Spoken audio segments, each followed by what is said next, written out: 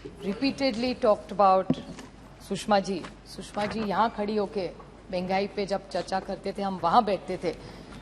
अभी भी मुझे याद है उनका एक एक शब्द तब का, कि तभी महंगाई पे हम पे टीका टिप्पणी जो करती थी, बहुत शांति थी, हम सुनते थे, क्योंकि हमको लगता था वो कुछ फीडबैक दे, और हमेशा उनके भाषण में कुछ सुझाव होते थे और हम उनके सुझाव सुनते थे और उन पर अमल करने की कोशिश भी हमारी यूपीए की सरकार करती थी। आज निशिकांत दुबे जी जब कह रहे थे, बड़े बड़े नंबर्स और 60 सालों की बहुत अच्छा हिस्ट्री लेक्चर सुनाया उन्होंने, बहुत सारी बातें 60 साल की बोली उन्होंने, लेकिन अभी उनको भी वहां बैठे 8 साल हो गए।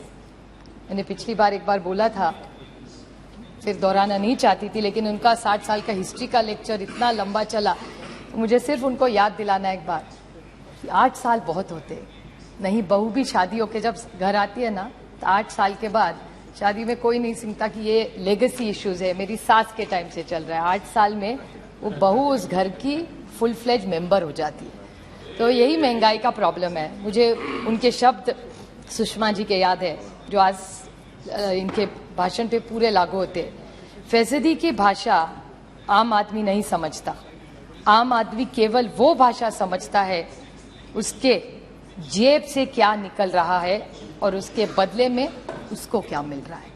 मेरी दोस्त और सहकारी कनिमोजी जी ने एक बच्चे के बारे में बोला, वो बात सही है।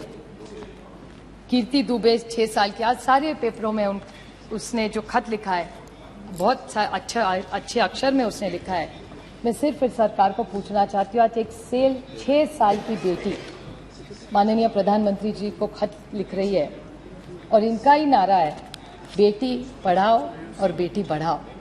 अगर इस भारत की बेटी लेके जा रही है एक खत, एक पेंसिल के लिए, और किसके लिए, कि जो पढ़ाई हम देश में सर्व शिक्षा अभियान सा प्रोग्राम जो अटल जी ने लाया था, बहुत अच्छा प्रोग्राम था, जो हमने भी आके लिया जब हमारी सरकार थी तब, लेकिन किस पे इन्होंने जीएसटी लगाया, मैं आपको एक बार पढ़ के बता दूं। अभी ये जीएसटी के मामले में, अभी हमारे यहाँ महाराष्ट्र में एक कविता लिखते हैं, वो पढ़ के फिर मैं आपके जीएसटी के दूं। हम जब बच्चे थे सर, हमको ये सिखाया गया था, दत्ता दत्ता, जैसे दत्त भगवान आप जानते होंगे, दत्ता दत्ता दत्ताची गाय, मतलब दत्तक की गाय, गाईचं दूध, गाय का दूध, दुधाची साय, दूध पे जो साय आती है ना, वो साईचं दही, मीन्स वो साय का दही बनता है, दहीचं ताक, तो वो दही का ताक बनता है, ताकाचं लोणी, बटर, और लोण्याचं तूप मतलब घी। तो ये दत्ता दत्ता दत्ताची गाय, गाईचं दूध, दुधाची साय, साईचं दही, दहीचं ताक, ताकाचं लोणी, लोण्याचं तूप, ये सब कविता सुन सुन के हम बड़े हुए। इस पे दत्त गुरु भगवान और गाय दोनों छोड़ पे सब पे आपने जीएसटी लगा दिया है। सही है? नहीं, भगवान पे अभी तक नहीं लगाया है। आप सोचिए, paneer, curd, lassi, jaggery, sugar, natural, puffed rice, murmura, हमारे सारे कलकत्ते के दोस्त कब से बोल रहे हैं उसके बारे में, मूरी के बारे में, rice, wheat, tender coconut, rice flour, और निशिकांत जी गेहूं के बारे में बहुत अच्छा बोल रहे थे, मुझे अच्छा लगा उनका सुन के। वो कह रहे थे कि इस देश के हर गरीब को हम खाना दे रहे हैं, अच्छी बात है। कोई जब देश का प्रधानमंत्री जो शोषित है, पीड़ित है, वंचित है, उसको जब खाना देता है तो उसकी दुआई लेके जाता है और फिर हिसाब नहीं मांगता। माँ बाप सरकार होती है, जब माँ रोज बच्चे को खाना खिलाती है ना, तो उसके आभार नहीं मांगती, वो उसका हक है। माँ प्यार से खाना खिलाती है और बच्चा प्यार से वो आशीर्वाद समझ के खाना खाता है, इसको अन्नपूर्णा इस देश में कहते हैं। तो निशिकांत जी कह रहे थे कि आप आभार नहीं मानेंगे क्या? इस देश का ये हाल हुआ है कि इस देश का गरीब आज प्रधानमंत्री जी को बोले आभार है, तो मुझे 2 टाइम का आपने खाना दिया है। ये आपकी सोच है? सुषमा जी का पूरा डायलॉग आप भूल गए। तो जीएसटी के बारे में और एक बार इनका जवाब जब आएगा तो कहेंगे जीएसटी काउंसिल ने किया, हर मंत्री स्टेट्स ने किया है। ऑन रिकॉर्ड में कहना चाहता हूं और खट टेबल भी कर सकती हूँ सर, कि महाराष्ट्र सरकार, तब हमारी सरकार इन्होंने तोड़ी नहीं थी, अच्छे से चल रही थी, तो जब चल रही थी तो महाराष्ट्र की तब की महाविकास आघाड़ी सरकार ने इन्हें ऑन रिकॉर्ड खत लिखा था कि ये सब मत करिए। तो जीएसटी काउंसिल का हमें मत बताइए कि महाराष्ट्र सरकार ने भी सपोर्ट किया था सभा, और ये कभी वोटिंग लेते हैं क्या? बहुत सारी चीजें मैंने पिछली बार भी माननीय वित्त मंत्री से पूछा था कि ऐसी कौन सी चीजें हैं जो ऐसी है कि या नहीं भी ऑन रिकॉर्ड वो हाँ या ना में जवाब दे कि आप सारी चीजें जीएसटी काउंसिल में जो पास होती है वो यूनानिमसली होती है, अगर नहीं होती तो किस राज्य ने विरोध किया, ये हमसे दूध का दूध और पानी का पानी हो जाए, ये साफ हो जाए, क्योंकि हम सुन के थक गए कि जीएसटी काउंसिल, ये तो अच्छा इनको मिल गया, मेजॉरिटी सीन की है, एक बड़ा बहाना हो गया। डीमोनेटाइजेशन के बारे में बहुत सारे लोगों ने कहा, मैं सिर्फ इनको याद दिलाना चाहती हूँ। निशिकांत जी ने कहा कि 60 साल में ये पॉलिसी गलत हुई, ठीक है, बहुत सारी हमारे से गलतियां हुई, यही तो इसीलिए यहाँ है, नहीं तो वहां बैठे रहते, शायद हुई भी होगी गलती हमारे से, जो काम करता है सर वो गलती करता ही है, कोई बात नहीं, और गलती तो हो गई। लेकिन आप सोचिए, डीमोनेटाइजेशन की बात हो रही थी, किसी ने, पहले मैं बोलने नहीं वाली थी लेकिन मैं सिर्फ टिप्पणी कर रही हूँ छोटी सी इस पे, बांग्लादेश के बारे में, श्रीलंका के बारे में किसी ने बोला, तो Bangladesh today is an export, remittance and agriculture driven economy and we were doing well together. क्या हुआ? डीमोनेटाइजेशन हो गया, उसके बाद क्या हुआ? India grew at 3.7 and Bangladesh grew at 8.2 and the only reason was demonetization। और क्या पाया? मैं दोहराना नहीं चाहती जो मेरे पहले वक्ता बोले हैं, लेकिन इतना पैसा मिल रहा है, you are absolutely right when you talked about it। I want to even ask the Honorable Finance Minister about how much money is in circulation, the CIC. He has quoted a lot of numbers. Anybody who knows, I'm not a finance expert, nor am I an economist, but this much little I know in finance, that whenever you overprint money, which is probably the right thing when you need it because you wanted to rise demand, so you needed to bring in the cash. I appreciate that.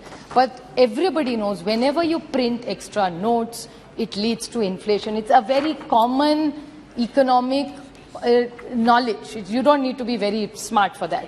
So in that case, when you are looking at reducing monies, why did you print so many notes? And what is the exact amount of in circulation? Because here at one level, you keep telling people to go to banks. I want to just bring this to your knowledge very quickly, that you are encouraging people to going to the banks, which is welcome. We've all worked very hard to make sure everybody in our constituency all goes to the bank.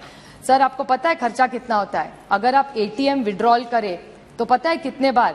Many banks allow up to 5 free transactions. So every time you, after the 5th time in some banks, आप पैसा निकालने जाओगे तो आपको पैसा देना पड़े, खुद के पैसे निकालने के लिए।